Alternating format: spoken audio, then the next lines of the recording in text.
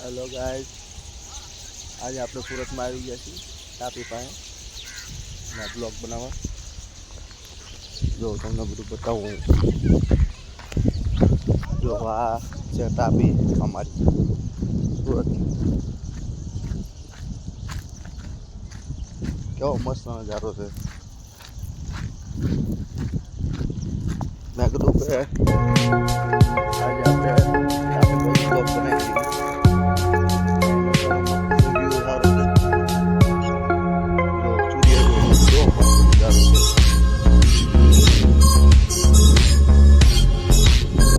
આજે આપણે એટલા મસ્ત નજારા પાસે આવ્યા છીએ.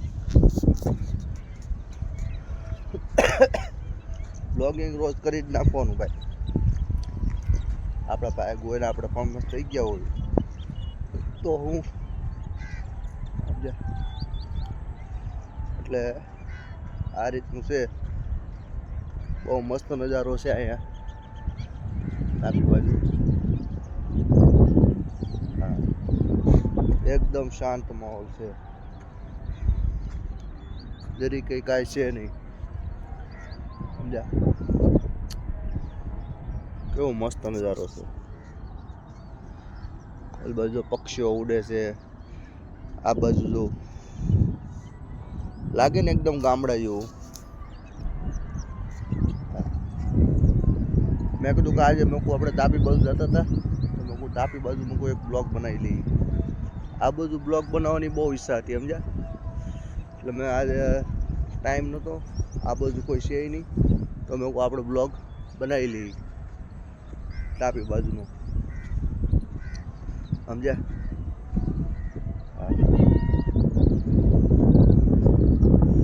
આપણે જેમ આવડશે એમ બધું બ્લોગ બનાવીશું.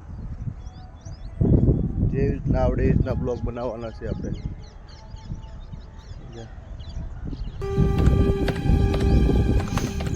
આની પેલા આપણે અહીં મજા લઈએ તાપી બાજુ. સમજ્યા? તાપી બાજુ બ્લોગની મજા લઈ લઈ. પૈસા કમાવા હાટું ભાઈ બધું કરવું જ પડે. પૈસા કમાવા માટે બધું જ કરવું પડે ભાઈ. ગમે એમ કે ટાઈમ કાઢીને રોજ એક બ્લોગ તો બનાવી જ દેવાનો. ગમે એમ ટાઈમ કાઢીને રોજ એક બ્લોગ બનાવી દેવાનો અને ચડાવી દેવાનો. કે તમારા હગા વાલા જેવી પણ હોય છે ને, એ કોઈ તમને પૈસા દેવાના નથી.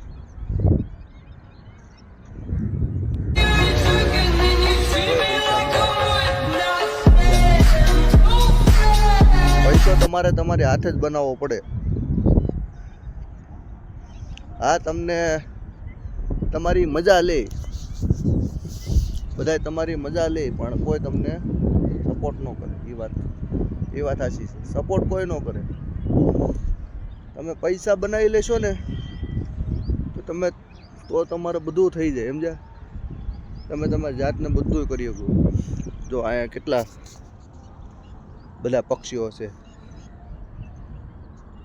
નજારો જોવો તમે ખાલી બ્લોગનો. એટલે આવી બધી જગ્યાએ આવવાનું, બેહવાનું. એકલામાં મજા છે. એવું કોણે કીધું કે નથી મજા? એકલામાં બહુ મજા છે ભાઈ. સમજ્યા? અત્યારે જો મારી યાર કોઈ છે નહીં તો હું નથી બ્લોગ બનાવતો ને બધું કરતો. એટલે આ રીતના એકલા બનાવશો ને તોય બધું થાય ભાઈ. ધીરે ધીરે બધું થાય. કોઈ ફેમસ નથી થઈ જતું એમને એમ, પણ ધીરે ધીરે થાય બધું. સમજ્યા? હમણાં અહીંયાથી નવરો થાય 10 મિનિટનો બ્લોગ બની જાય આપણો, એટલે આપણે ઇન્સ્ટાગ્રામમાં 10 રીલ ચડાવી દેવાની છે. હા, એટલે બધું આ રીતના હોય ભાઈ.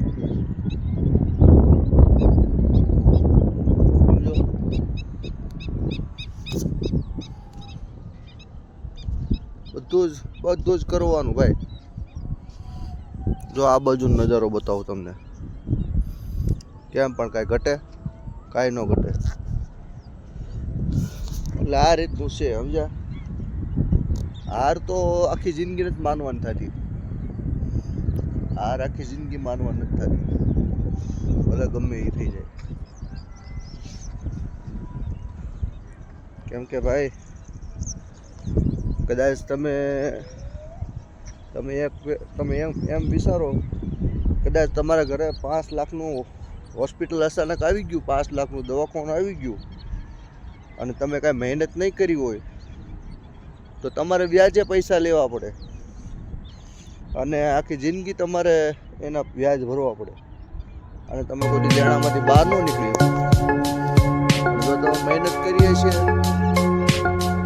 તો ભલે ને તમારી રીતે તમે 1 લાખ રૂપિયા બનાવો પડો ને, એ દિવસે તમને મજા આવે, સમજ્યા?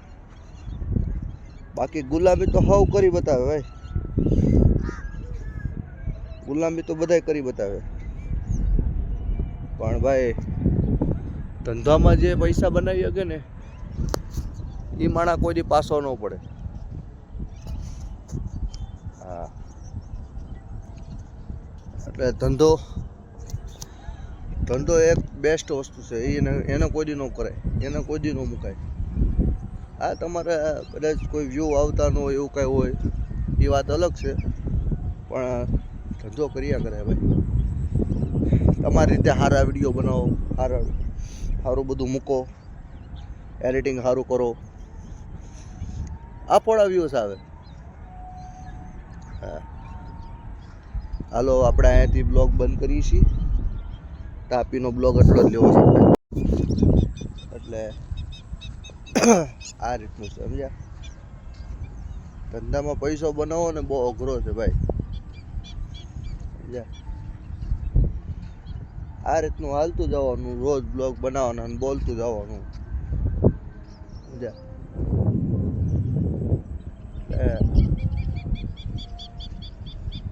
કેમ કે ભાઈ પૈસા બનાવવા બહુ જરૂરી છે ભાઈ,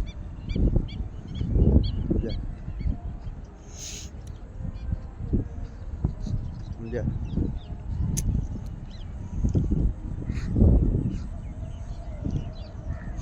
આનું વાતાવરણ બહુ મસ્ત છે ભાઈ, કાંઈ ઘટે નહીં એવું વાતાવરણ છે.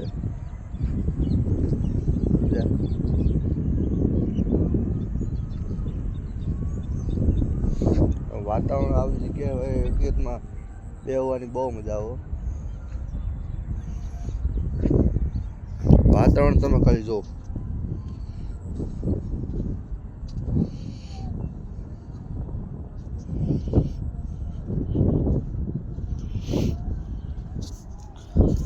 આ રીતનું છે ભાઈ, રોજ બ્લોગ બનાવ્યા જ કરવાના, કાંક ને કાંક જે આવડે એ બોલ્યા કરવાનું, જે મન ફાવે એ બોલવાનું ભાઈ, જે આવડે એ બોલવાનું, જે થાય ગમે એમ કરીને ખાલી બ્લોગ જ બનાવવાના, બીજું કોઈ વસ્તુ નહીં ભાઈ. જે મજા આવે એ કરો, જેમ આવડે એમ બધું કરો, પણ પૈસા બનાવવામાં ધ્યાન દેવો, સમજ્યા?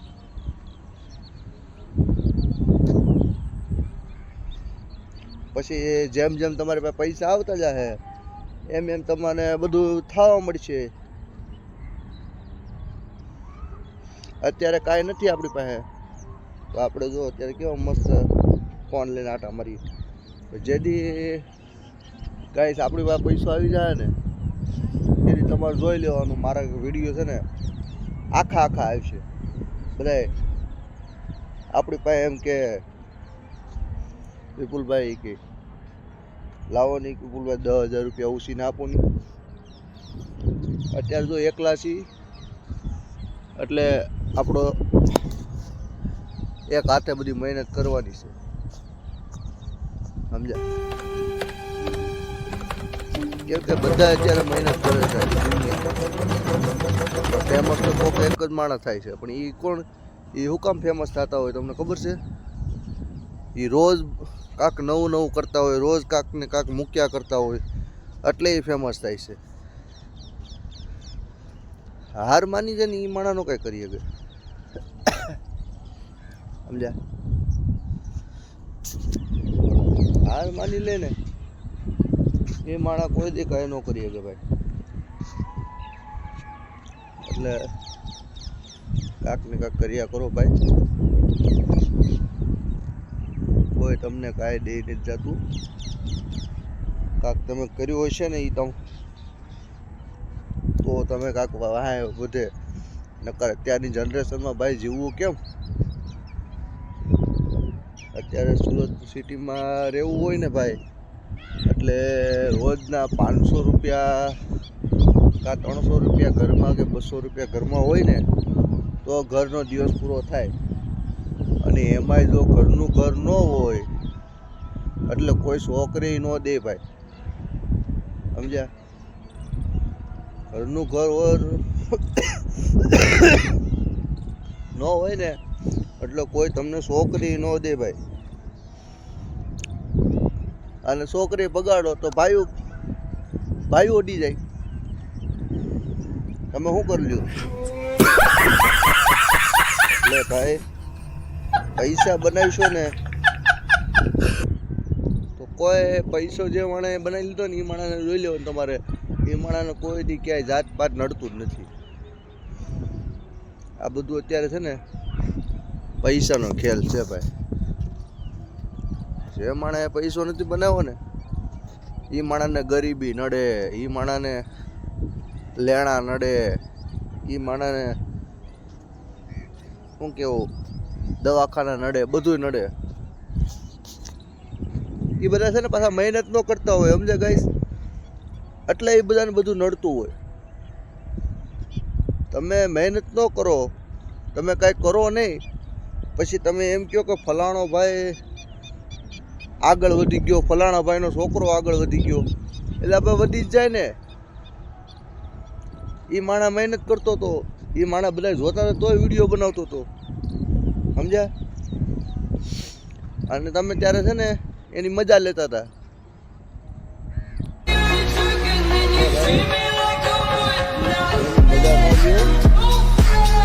બધા પોતપોતાની મહેનત કરો.